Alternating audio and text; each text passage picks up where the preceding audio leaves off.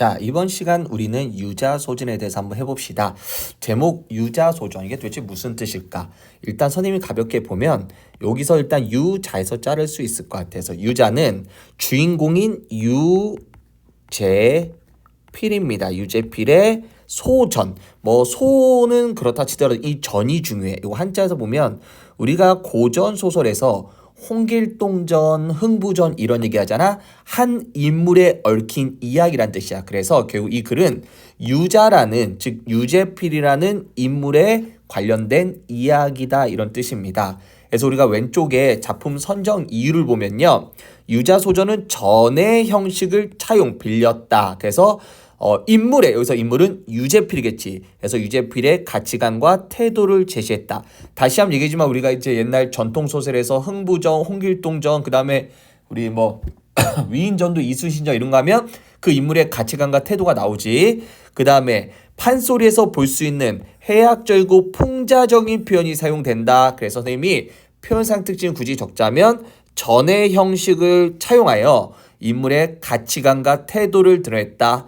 두 번째, 해학적이고 풍자적인, 해학은 웃긴 거고 풍자는 비판하기 위해서. 근데 여기서 비판은 유재필을 비판한 게 아니라 유재필과 관련된 되게 뭐 이기적인 사람이라든가 뭐 그런 사람들을 유재필이 비판하는 겁니다. 자, 그래서 한국 문학의 개통을 전통을 계승하고 있다. 이렇게 얘기하면 될 것 같습니다. 오른쪽 작품 연구 보면요. 단편 소설 알 필요 없죠? 갈래 풍자 소설입니다. 풍자 소설 아까 얘기했죠. 비판한다. 성격은 풍자니까 비판적이고 약간 해학적 풍자도 있다 그랬죠? 그 다음에 전기. 여기서 전기적은 한 인물의 어떤 일대기 정도를 다룬 겁니다. 자, 시점이 되게 중요해요. 1인칭 관찰자 시점입니다. 1인칭 관찰자 시점은 뭡니까? 여기서 서술자는 그러면 1인칭이니까 나가 돼야 되고요. 내가 누구를 관찰할까요? 주인공 유재필을 관찰하는 겁니다. 그렇기 때문에 서술자가 어디 있어요? 요렇게 해서 요게 작품이에요. 그럼 1인칭은 서술자가 어디 있어요? 작품 안에서 주인공, 특정 대상의 가치관이라든가 행동을 쓰는 겁니다. 그런데 가끔 보면 중간중간에 이제 유재필 얽힌 이야기니까 그 부분에는 서술자가 사실은 없을 거 아니야. 사실 유재필 이야기를 서술자가 아는 방법은 유재필을 만나서 유재필 들은 거잖아. 그지? 그러면 그 이제 유재필만 겪은 이야기니까 일부 부분은 전저 작가 시점이 함께 사용된다. 즉 유재필이 겪은 이야기는 전저 작가 시점이고 이제 그걸 유재필이 나에게 이제 만나자 해서 답답하다 해서 얘기하는 부분이 있어. 이제 그런 점이 이제 1인칭 관찰자겠죠. 자, 배경은 1970년대입니다. 아무래도 70년대면 좀 산업화 시기일 수 있고요. 공간은 서울이고요. 자, 제재는 아까 얘기했지만 유자의 일대기. 그래서 일대기를 다뤘기 때문에 이걸 뭐이다 한 글자로 전이다 이렇게 얘기하면 됩니다. 자, 주제입니다. 유자의 인격적인 면모입니다. 인격적 면모 긍정일까 부정일까? 여기서 인격적 면모는 긍정입니다. 긍정적인 모습과 그 다음에 물질 만능주의에 빠진 현대 사회를 비판합니다. 누가 비판해요? 유자가 비판하고 독자에게 비판하게 하겠죠. 아까도 얘기했지만 또 전통적 전의 양식을 차용했고 사투리를 쓴다. 이렇게 정리하면 될 것 같습니다. 뭐 그렇게 어려운 건 없고요. 이제부터 한번 우리가 들어가 보도록 합시다. 볼까요? 한 친구가 있었다. 자, 발단엔 일단 인물을 소개해야겠죠. 인물 소개 누구? 유재필을 지금부터 소개할 겁니다. 그냥 보면 그저 그렇고 그런 보통 사람에 불과한 친구였다. 이런 뜻이야. 그래서 그냥 뭐 평범하다. 뭐 특이한 점이 없다. 이런 겁니다. 그러나 여느 사람처럼 이 땅에 그런 사람이 있는지 마는지 하게 그럭저럭 살다가 자기 스스로 흐지부지하고 몸을 바치는 평범한 허릅숭이. 자, 여기까지 이 땅에서 그냥 그런 사람이 있는지 없는지 그럭저럭 살다가 몸을 바치는 예사 허릅숭이. 뭐야? 평범한 사람은 아니었다 이거야. 오케이? 그러니까 한마디로 얘기하지만 여기서는 평범하다 그러는데 보통이라는데 여기서 또 그런 사람이 아니래. 역설적이지. 근데 아무튼 평범하지만 그래도 약간 비범함이 좀 들어있는 사람이다. 이런 얘기입니다. 자, 그의 이름 바로 누구예요? 유재필입니다. 유재필. 자, 언제 어디서 태어났어요? 1941년 충청도 홍성 광천에서 태어나 보령 대천에 와서 자라고 배웠다. 자, 고향이 나왔죠. 그래서 구체적인 지명을 제시해서요. 홍성군에서 태어났고요. 보령군에 와서 자랐대요. 그리고 그 나머지는 서울에서 살았다. 그러면 이동 경로죠. 홍성군 광천에서 태어나서 그 다음에 이제 보령군 대천에 와서 자라고 배우고 나머지 이제 더 자라서는 서울에 와서 지냈겠죠. 그는 어려서부터 타고난 총기 기운이 있고요.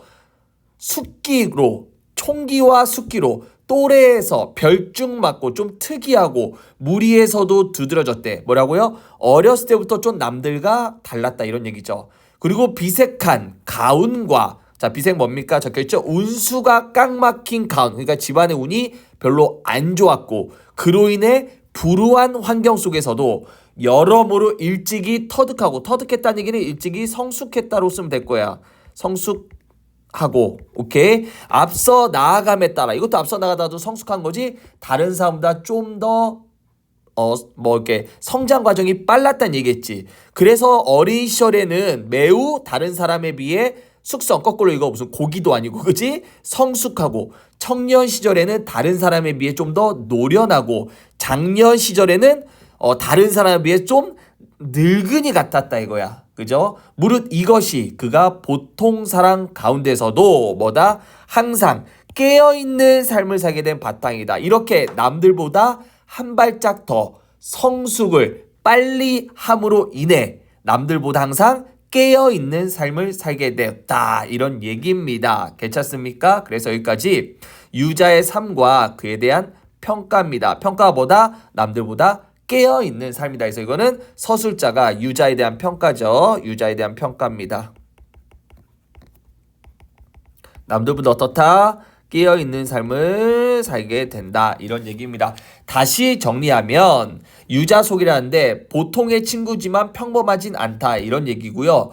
홍성군 다른 색깔로 할게. 홍성군 광천에서 태어났다. 그 다음에 보령군 대천에 와서 배웠다. 그 다음에 나머지는 서울에 와서 살았다. 그 다음에 뭡니까? 어려서부터 총기와 숙기가 아주 훌륭했다 이런 뜻입니다. 그래서 무리에서 자기네 친구들 중에서 훌륭했다. 그리고 근데 문제는 뭐야? 집안이 별로 안 좋았다. 그래서 가난한 환경 속에 살았지만 여러모로 남들보다 일찍 성숙했다. 그래서 어린 시절에는 남들보다 더 성숙하고 청년 시절에는 노련하고 장년 시절에는 오히려 나이가 더 많이 들어 보이는 노년스러웠다. 이것이 보통 사람, 이건 뭐야? 그 성숙함이 보통 사람 가운데서도 항상 깨어있는 삶을 살게 된 바탕이었다. 이런 얘기입니다. 아무래도 우리 친구들도 똑같은 나이지만 좀 성숙한 애가 있잖아. 걔 보면 약간 어때? 어른스럽고, 그지? 그래서 걔는 좀 나와 다른 어른의 생각을 할 것 같다는 생각하잖아. 그게 바로 깨어있는 삶이 되겠습니다. 괜찮습니까?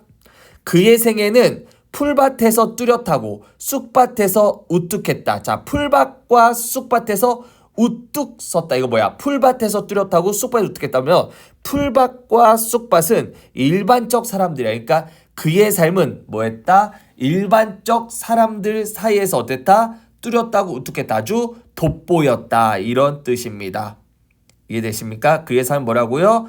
풀밭에서 뚜렷하고 쑥밭에서 우뚝했다. 이꼴 평범한 사람들 사이에서도 상당히 돋보였다. 이렇게 우리가 해석하면 되겠네요. 그는 애초에 심성이 밝고 깔끔했다.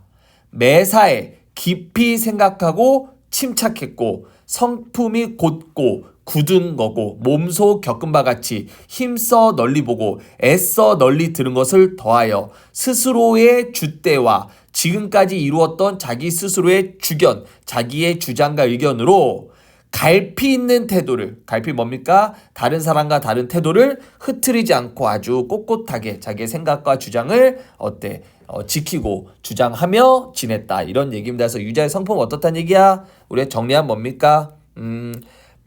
심성이 밝고 깔끔했다. 그 다음에 매사에 생각이 어땠다?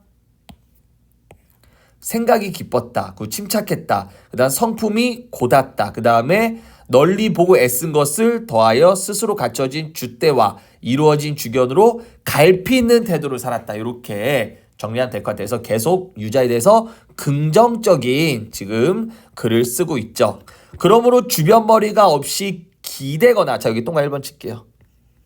그러므로 자기의 어떤 능력이 없이 다른 사람에게 기대거나 행동이 가볍고 참을성이 없어 나대서 다른 사람에게 해를 끼치는 자는 장마의 물걸레. 야, 장마 때 물걸레는 뭐 사용할 수가 없죠. 너무 물이 많은데 그 물걸레로 그 장마 때 넘쳐 흐르는 물을 다 처리할 수가 없잖아. 쓸모없는 존재처럼 쳐다보았다. 자, 정리. 이제부터 유자가 싫어하는 인물 유형이 나올 거예요. 유자는 이런 성품이기 때문에 유자는 훌륭한 성품이기 때문에 이제 유자가 싫어하는 성품이 나오는데 첫 번째 뭡니까? 자기의 능력이나 주변머리 없이 남을 괴롭히거나 혹은 뭐합니까? 남에게 누를 끼치는 자를 싫어했다. 또 두 번째 뭡니까? 자기 분수를 지키지 못하고 남을 제끼거나 밟고 일어서서 오케이? 으스대는 자를 상당히 싫어했다. 괜찮아요? 그래서 누가 뭐처럼 삼국지에서 조조가 망하기를 기다리듯 비유법이죠. 비유법 그죠? 비유법입니다. 그러니까 한마디 뭐야? 아래 적혀 있으면 계략과 술책에 능한 조조가 얄미워서 망하기를 기다린다. 뭐 이런 얘기인데요. 다시 2번은 어떤 얘기입니까? 한마디로 자기 분수를 지키지 못하고 오히려 다른 사람을 깎아내서 자기가 더 그 위에 있다라는 걸 드러내는 거죠. 그래서 삼국지에서 뛰어난 조조가 망하기를 기다리는 그런 사람같이 된 그런 사람을 되게 싫어한다 이겁니다. 그런 사람 어떻게 해요? 항상 미워하고 속으로 그런 사람들의 이름에 밑줄을 그어서 어떻게 했다? 절규했다 이렇게 해석하면 되죠. 그래서 자기 분수 지키지 못하고 다른 사람을 깎아내리는 그런 사람을 싫어했다 유자는. 두 번째입니다. 자, 첫 번째 뭐라 그랬죠? 다른 사람에게 폐를 끼치고 누가 되는 자 싫어했고요. 두 번째 사람은 다른 사람을 깎아내려 자기가 더 위에 올라가는 그런 모습을 보인 사람을 싫어했다 이겁니다. 또 모름지기 세상의 일에 알면 아는 대로 그냥 힘있게 말하고 모르면 모른 대로 숫기 있게 말하여 마땅한 자리임에도 불구하고 어딘지 자 세 번째 떳떳하지 못하고 주눅이 들어서 눈치를 보는 자 좌우의 눈치에 딱 부러지게 흑을 선택하거나 백을 선택하지 못하는 자 이콜 나는 이것도 좋고 저것도 좋아 나는 잘 몰라 이런 자가 있으면 오케이 한마디로 우유부단하는 자기가 우리 선택장애 결정장애 있잖아 그지 그런 선택장애 그래서 막 되게 주눅이 들어서 좌우의 눈치 보는 그런 사람이 있으면 어떻습니까? 마치 나이가 찬 딸을 서울 가게 하는데 힘입어 그날로 이자 돈을 놓는 매몰스러운 구두쇠를 보듯 어떻게 했다. 그런 사람 보면 가래침을 자주 뱉은 이력이 있었다 이겁니다. 그래서 유자가 싫어하는 인물 유형 세 가지입니다. 첫 번째 뭡니까? 자기의 어떤 능력 상관없이 주변머리 능력 그런 거 없이 어땠습니까? 남을 괴롭히거나 남에게 누를 끼친 사람이 싫고요. 두 번째는 뭡니까? 두 번째는 자기 분수를 지키지 못하고 남을 제끼거나 밟고 일어서서 자랑하는 자를 싫어했고요. 세 번째는 뭡니까? 상당히 우유부단해서 남의 눈치만 보고 그래서 자기 결정을 제대로 얘기 못하는 그런 사람을 싫어했다. 뭐 보듯이? 구두쇠 보듯이. 우리가 구두쇠는 되게 돈 아끼는 사람이잖아. 구두쇠 보면 어때? 아유 쪼잔해. 이렇게 해서 유자도 그런 사람들 아유 쪼잔한 새끼들. 그렇게. 그러면서도 가래침을 멀리 뱉으며 어때? 뱉으며 이제 지냈다 이런 얘기입니다. 그의 댐댐이는 물론 그것이 전부는 아니다. 그지? 그거 말고 더 많다 이거야. 그는 채취 몸에서 나는 향기가 그윽하고 체온은 따뜻하고 체질이 묵중 아주 신중한 사내였다. 우리 그와 관련된 이런 거 봤을 때 그와 관련된 시가 하나 있는데 고은 시인의 머슴대길이라는 시가 있어요. 그래서 나중에 선생님 이거 연계해 드릴게요. 또한 남의 아픔이 자신의 아픔임을 깨달아 아픔을 나누고 우리가 연민이라고 하죠. 연민. 그 다음에 눈물을 나누되 자기가 아는 바 사람 사는 도리에 이르기를 진정으로 바라는 위이다. 그러니까 뭡니까? 다른 사람의 아픔을 같이 아파해주고 눈물도 같이 나눠주고 사람 사는 도리를 지키는 게 진정으로 바라는 위인이었다 이거야. 진집 저 옛날 말을 빌려서 말한다면 그야말로 때 아닌 특립 독행의 돌출이고 이른바 세상 사람들의 걱정거리를 그 세상 사람보다 먼저 걱정하고 세상 사람들이 즐거워하는 함을 본 후에 그 다음에 즐거움을 누린다라고 말한 선비의 어떤 모습을 보인다 이겁니다. 누가? 유자가. 자, 이거 되게 중요합니다. 그래서 유자의 성격이 나왔죠? 뭡니까? 첫 번째, 채취는 그윽하다. 두 번째, 체온은 따뜻하다. 세 번째, 체질은 묵중하고, 그 다음 네 번째, 남의 아픔이 자신의 아픔임을 깨달아 아픔을 나누고 눈물로 나누고, 그 다음 어때? 다섯 번째, 자기가 아는 바, 사람들이 사는 도리에 맞게 살기를 바라는 사람이다. 괜찮습니까? 그래서 이걸 정리하여 옛날 말로 빌려서 유자에 대해서 말한다면 특립동행이다. 자, 특립동행 뭐라 나왔어요? 세속에 따르지 않고 스스로 믿는 걸 행하는 사람이고, 그러니까 자기 어떤 주관이 강하다 이거지. 이른바 세상 사람들의 걱정거리를 먼저 걱정하고 세상 사람들이 즐거움을 본 후에 그 다음에 즐거움을 누린다는 선비의 모습을 보인다. 우리 이거 혹시 너희들 기억나니? 우리 관동배옥 할 때 사람들이 먼저 즐거운 다음에 그 다음 내가 즐거운다. 그죠? 그래서 그 다음에 또 뭐야? 먼저 근심을 한 다음에 나중에 즐거움을 얻는다. 이런 유자의 모습을 예찬하고 있죠. 괜찮습니까? 여기까지 잘라볼게요. 일단 선생님은 너무 긴데 여기까지가 이제 서술자가 유자를 설명하는 겁니다. 일단 오른쪽 정리하면 유자가 싫어하는 인물 유형, 남에게 폐를 끼치는 자. 두 번째 뭡니까? 자신의 분수를 지키지 못하고 남을 제끼거나 받고 일러서서 잘난 척한 자. 세 번째는 주눅 들어서 자기 결정 못하는 우유부단한 자를 싫어했다 이겁니다. 괜찮나요? 그 다음 두 번째, 내가 유제필을 유자라 부르는 이유. 이것도 되고요. 그 다음 유제필의 어떤 장점을 보면요. 채취는 그윽하다. 체온은 따뜻하다. 체질이 묵중하다.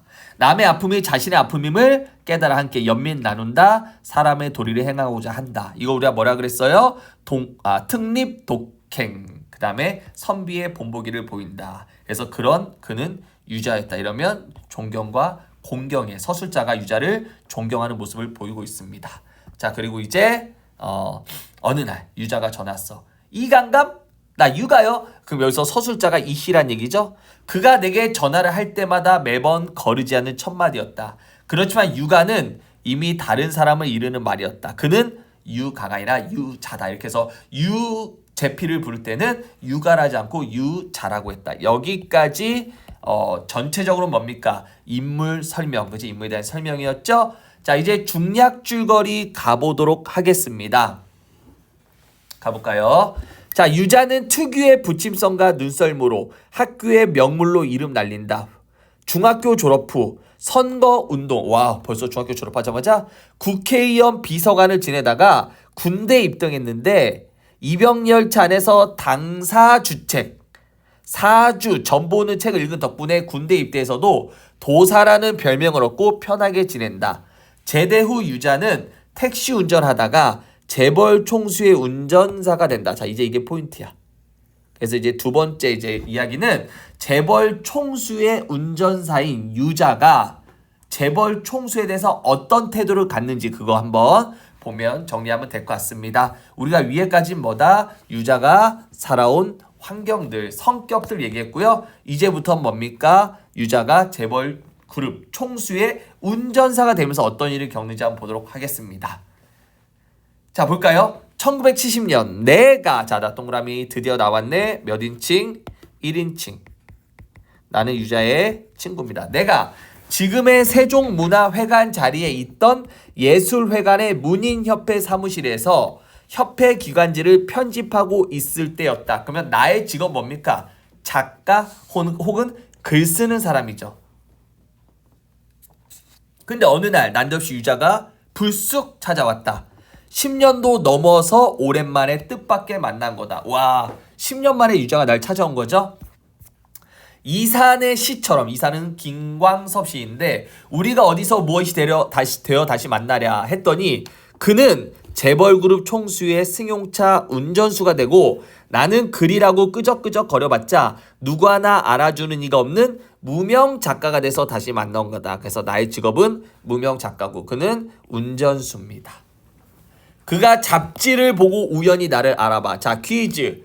유자는 그 다음에 그 잡지사의 전화로 내 소재를 찾는 번거로운 접차를 무릅쓰고 찾아왔대. 그럼 여기서 퀴즈. 유자는 나를 10년 만에 본 거죠. 근데 처음에 스타트는 뭐야? 내가 신문에 실린 나의 모습 보고 한 거지. 그럼 퀴즈. 유자와 나는 평소에 연락을 자주 하는 사이였다. 아니죠. 두 번째. 유자는 내가 사는 곳을 알고 있었다. 모르죠. 왜 모릅니까? 그냥 신문에 본 것을 통해서 내가 떠올랐겠죠. 첫 번째. 그 다음에 두 번째는 뭡니까? 그 신문에 나온 내 이제 기사가 나오고 그 아래 잡지사를 보고 잡지사를 전화해서 내가 어디서 지내는지 물어보고 찾아온 거겠죠? 근데 그 찾아온 이유에는 나름의 속셈이 있었대. 나름의 속셈이 뭘까? 유자한테는 여동생인데 그 여동생의 남편감을 유자가 골라주고 싶은 거야. 그래서 이제 학창 시절 때 그 나이가 떠올랐나 봐. 그래서 나를 고른 거죠. 근데 지금은 자 이거는 이제 언제입니까? 이건 옛날이에요. 옛날 10년 전에. 그러니까 10년 만에 만났을 때 유자를 만났을 때고요. 지금입니다. 대학 교수의 부인이 된 자기 누이 동생. 결국은 유자가 자기 누이 동생과 나를 연결시키려고 나를 보러 왔잖아. 근데 그 누이 동생과 나는 연결이 안 됐고 그 누이 동생은 대학 교수의 부인이 됐죠. 그 누이 동생을 내게 중매해봤으면 하고 찾아온 것이야. 언제? 옛날에. 지금은 그럼 나랑 안 됐기 때문에 지금은 대학 교수의 부인이 된 거죠. 아니 결혼하면 처자식을 굶겨 죽일 놈인지 먹고 살게 할 놈인지 우선 그것부터 나의 경제적 능력 혹은 나의 어떤 능력을 보러 온 것이지. 근데 그는 해가 바뀌어 그 누이 동생을 시집 보내고 난 뒤에 비로소 나한테 말을 했대. 뭐라 말했어? 사실 내가 너한테 온 이유는 내 누이 동생의 남편감을 한번 알기 위해서고 그 다음에 내가 너를 선택하지 않은 이유죠? 뭡니까? 처음 만났던 날 저녁에 내가 엄청난 술을 마시고도 양이 안 찼는데 해서 유자가 질려버린 거죠. 그래서 대놓고 한 번에 나에 대해서 X를 했다는 겁니다. 여기까지 괜찮습니까? 여기까지 우리가 유자가 날 찾아온 이유가 됩니다. 이해되시죠? 자, 첫 번째는 뭡니까? 우리 뭐 이렇게 여기 적힌 대로 가면 얽힌 첫 번째 일은 뭡니까? 앞에 나왔죠? 유자가 찾아왔다. 그지? 찾아왔다. 뭡니까? 뭐 나에게 뭐 잡지사가 돼서 잡지사 나의 잡지사로 연락해서 왔다 이런 얘기고요. 근데 사실 난 이걸 첫 번째로 될 것 같은데 유자가 10년 만에 지가 정말 나에 대해서 막 그 잡지사가 연락해서 나의 어떤 위치를 안 다음에 그다음 뭐예요? 위치를 한 다음에 그다음 나한테 찾아서 자기 누이 동생의 남편감으로서 괜찮은지를 체크하러 왔죠. 그 다음에 이제 또 두 번째 게 뭡니까? 내가 다 본 책 있으면 달라고 하여 내가 사기, 뭐 우리 삼국사기 이런 관련된 책을 주었더니 구로 올 때마다 책을 자꾸 원하더라. 사실 잡지사 편지실에는 사계절 내내 기증본으로 받은 책이 너무 많아. 그래서 아주 엄청 쌓여 있어. 그는 오늘쭉쭉 자기 욕심껏 그 책을 헐어서 가져갔다 이거야.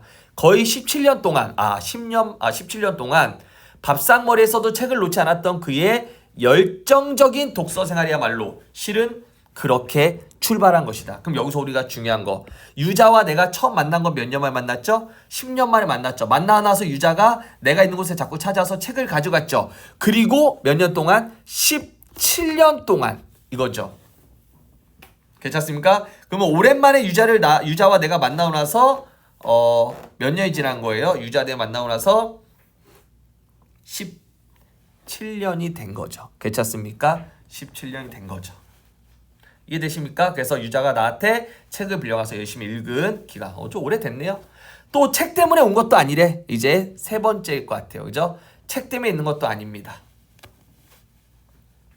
직장에서 답답함이 있으면 터놓고 하소연할 만한 상대로 나를 선택한 것도 비일비재했다 이겁니다. 비일비재했다. 자, 유자와 나 얽힌 이야기 첫 번째 뭡니까? 유자가 날 찾아서 자신의 누이 동생의 남편감이 될 수 있는지 체크하고 두 번째 뭐야? 책 이야기입니다. 책 이야기. 오케이? 책 이야기. 이 유자가 뭡니까? 다 본 책이 있으면 나한테 자꾸 달래요. 이게 바로 뭡니까? 두 번째 책 이야기입니다. 오케이? 첫 번째는 뭐였어요? 정리하면 첫 번째는 여기 첫 번째 됐겠다. 그지? 첫 번째. 그래서 자기 여동생의 어떤 남편감. 두 번째는 앞에다 적을게. 미안해요. 앞에다 적으면 두 번째는 다 본 책 있으면 달라 그랬다. 오케이? 이런 얘기입니다. 그 다음에 또 책만 온 것도 아니래. 뭐해? 세 번째는 하소연할 게 있으면 그죠? 나를 찾아왔다. 이런 얘기입니다. 하루는 어디로 나오라 해서 조 와보라 그래서 갔더니 물어 찾아갔더니 귀꿈맞게도 전혀 어울리지 않게도 붕어, 메기 같은 민물고기로만 술상을 보는 아주 으슥한 술집입니다. 나는 고향을 떠난 지금까지 처음 대하는 민물고기를 올려서 새삼스럽게도 해감내새가 역하고 시작했대. 해감내새 뭐냐면 우리 해감은 막 이렇게 비린내 같은 거, 민물고기 특유의 비린내 이런 겁니다. 그게 역하고 싫었지만 그는 흙탕내도 아니고 시궁창내도 아닌 그 해감내가 그리워져서 나를 그곳을 불렀대. 해감내가 그립다고? 좀 더 가볼게. 허울 좋은 한 울타리지. 이거 뭐 뜻입니까? 껍데기만 좋고 실속이 없다 이거야. 뭐가? 민물 매운탕은. 수채꾸녕 비린내 나서 어디 못 끝나? 이까지 냄새가 뭐가 그리워서 이걸 돈 주 사 먹어. 나 원참 취미도 별 괴상한 취미가 다 있구만. 이건 내가 얘기한 거죠. 하고 내가 마음에 안 들어 했더니 그래도 좀 구적한 데서 좀 약간 좀 이렇게 뭐 아주 비싼 주점 말고 좀 허름한 주점에서 사는 고기가 히꾸라이는 수입종보다 맛있어 하면서 그날따라 내 얘기에 수그러들 기미가 보이잖아. 그럼 평소 같았으면 어땠습니까? 나의 주장에 이제 내 주장을 듣고 인정해줬다는 얘기인데 오늘따라 자기 주장을 이제 완강하죠. 그럴 때는 반드시 경험적인 설득 논리가 있더라. 그래서 자기 주장을 적대 꺾지 않더라. 이런 얘기입니다. 그래서 나도 그걸 아니까 뭐라 그래. 무슨 할 얘기가 있는 모양이구만. 있다만 있고 없다만 없는데 들어볼라나? 하면서 그는 총수와 관련된 이야기를 펼쳐 놓았다. 여기까지. 여기까지 뭡니까? 나와 유자의 얽힌 이야기 세 가지고요. 그 다음에 뭡니까? 유자가 나를 불러내서 그죠? 이제 뭔가 얘기를 하고 싶은 겁니다. 가볼까? 자, 요건 약간 액자식 구조로도 좀 봐도 괜찮을 것 같아요. 약간 액자식 구조로도 한번 천천히 보면 될 것 같아요. 왜냐면요, 이제부터 유자의 과거가 이제 유자가 겪은 이야기를 얘기할 거니까, 그죠? 지금 외화는 뭐야? 외화는 나와 유자가 지금 민물고기 집에서 민물고기 먹고 있고요. 그 다음에 이제 다음은 총수의 어떤 이야기인데 유자가 며칠 전에 겪은 총수 이야기니까 액자식 구정을 해도 크게 문제 없을 것 같아요.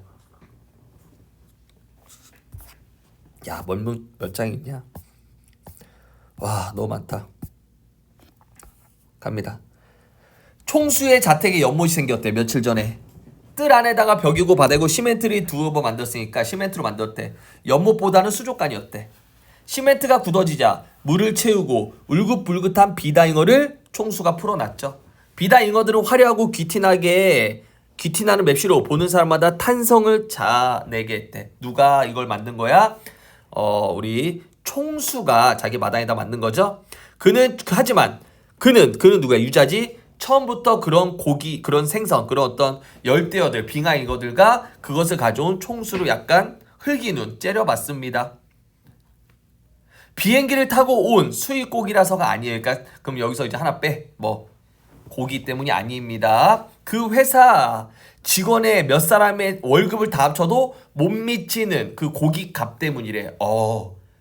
유럽에서 고기 값이 되게 비쌌나 봐. 여기서 열대어가 비쌌나 봐.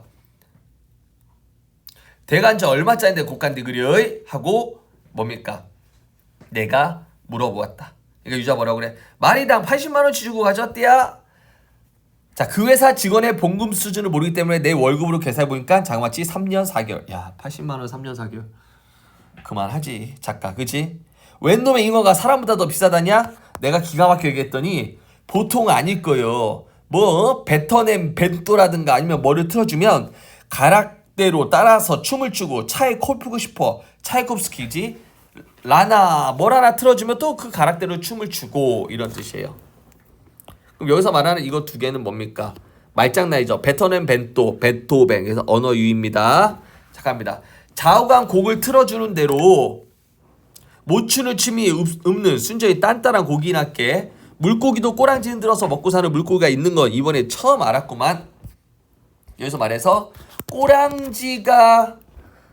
꼬랑지를 흔들어서 사는 여기까지 물고기 이거 뭡니까?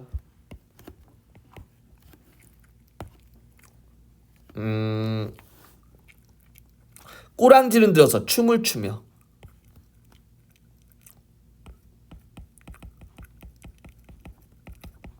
다시 한번 얘기해요. 총리가 마당에다가 땅을 파서 시멘트로 어항을 만들었죠. 그러니까 이해되죠? 그 다음에 어떻게 했습니까?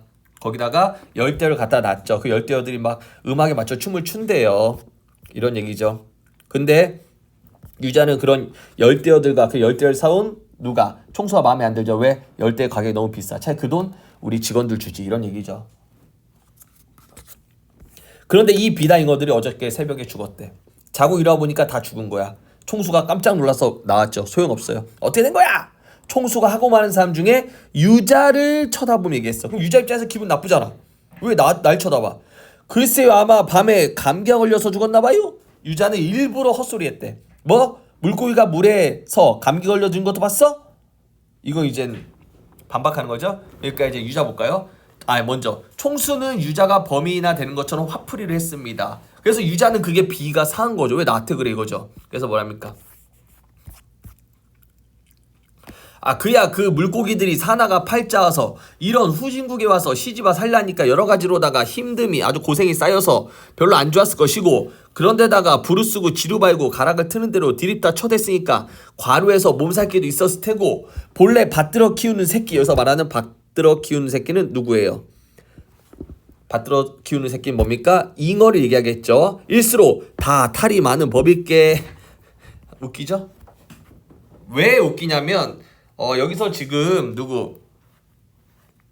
유재필은 그 잉어들이 다 죽은 이유를 사실 아는데 그 총수가 화를 내면서 자기를 쳐다보고 자기한테 화를 내니까 유재필도 거기에 삐진 거야. 오케이? 그러면서 이런 막 웃으면서 막 약간 상대 비꼬면서 이렇게 얘기를 한 거죠. 사실 유재필은 시멘트의 독성을 충분히 우려내지 않고 고기를 넣은 게 탈이겠지라고 생각하면서 일부러 일부러 알려주지 않았다 이런 겁니다.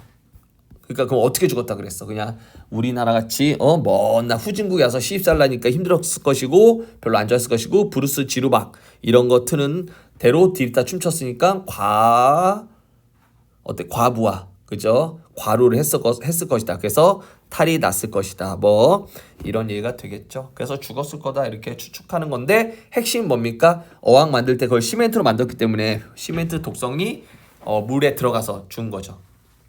하는 말마다 저 가짜는 소리. 시끄러운 사람아. 총수는 말 가운데 어디가 어떻게 듣기 싫었는지 그냥 자기 성질을 못 이겨 돌아섰다. 그는 총수가 그랬다고 속살 만큼 쪼잔한 사람도 아니야. 그렇지만 오늘 아침에 들은 말만은 쉽게 사귈 수가 없었다. 총수는 오늘 또 연못이 텅 빈 것이 아쉬웠는지 정원 산책도 그만두고 연못 가게 가서 물어봐. 유기사 유재필이죠? 어제 고기도 어떻게 했나? 또 그를 지명해서 묻죠. 얘가 어때요? 아무 말도 없이 그는 유재필은 대답했대요. 한 마리가 황소 4-5마리 가격이라고 하는데 아까워서 그냥 버리기도 좀 그렇고 비싼 고기는 맛도 괜찮겠다 싶어서 비누를 대강 긁어서 된장기 좀 풀고 고추장도 좀 풀고 마늘 서통도 다져놓고 멀국? 그죠, 국물도 좀 있게 지져서 한 컵씩들 했어요 이거지. 뭐 이 개새끼야 어때? 왜요? 이런 아주 잔인무도한 인 같으니 생명을 무시하는 아주 잔인한 새끼 같으니. 하지만 정작 이거를 누구한테 유자되겠지만 정작 총수 자체가 이런 인물이죠. 총수는 분기탱친하여 어쩌지 몰랐다. 보안이 이런 아는 문자는 다 총동호해서 호통을 쳤으면 하나의 혈압을 생각하여 참는 눈치다. 뭐라고요? 총수는 화가 납니다. 그래서 욕하고 싶지만 자기의 혈압을 생각해서 참습니다. 달리 처리한 방법도 없잖아요. 총수의 성과를 덧붙이려고 한 말이 아니었다. 중요해요. 유재필이 할 수 있는 것이 그 방법 말고는 없었기 때문에 그렇게 뒤에 또 얘기한 거다. 총수는 우악스럽고 무식하기 짝이 없는 아래 것들하고 따따부타 말해봤자 공연이 자기 어떤 그 모습만 흠이 가고 득될 게 없다고 생각해서 이제 얘기합니다. 뭐라고? 그 불쌍한 것들을 잉어죠? 적쪽 잔디밭에 묻어있지 않고 그래 그걸 술안주로 해서 먹어? 에이 피도 눈물도 없는 독종들아 하고 혼잣말로 중얼거리면서 들어가 버렸다. 여기까지 이제 유자가 얽힌 이야기죠. 이제 여기까지 유자에게 얽힌 일화 뭡니까? 우리 어항과 물고기에 대한 얘기죠. 이제 다시 밖으로 나옵니다. 이제 내가 얘기하죠. 그래 먹어보니까 맛이 어떻대요? 유자가 어떻게 먹었더 아유 살도 허벅한 것이 별 맛도 없구만. 그가 다시 말합니다.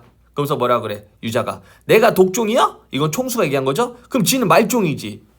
좌우가 맛대가리 없는 서양 물고기 한 사발에 국산 욕을 두 사발이나 마시고 났더니 아유 좀 뭔가 씹히고 비린내가 나더라도 그러더라도 이런 붕어 지짐이 생각이 저절로 나기에 너를 여기까지 나오라 했던 것이야. 여기까지 이해되죠? 여기까지는 다시 밖으로 나와서 얘기한 거고 다시 안으로 들어갈까요? 총수는 그 뒤로 그를 비롯하여 비다 잉어를 나눠 먹읍신직한 자기의 그 아래 사람들 경비원, 화부, 등하교 승용차 운전수, 자특에서 근무하는 종업원들에게는 조식으로 눈을 흥기면서도 비다잉어 회식 사건을 빌미로 인사이동까지는 단행할 의향이 없었다. 다시 갈게요. 총수는 그 뒤로 어떻게 했다고요? 비단잉어를 먹었음직한 사람들을 찍고 그 사람들한테 뭐해? 눈을 흘기면서 오케이? 눈을 흘기면서도 비단잉어 회식 사건을 빌미로 인사이동까지는 단행하려 하지 않았다. 이런 얘기입니다. 그는 하루바삐 총수의 승용차 운전석을 떠나고 싶었다. 왜? 총수는 위선적이니까.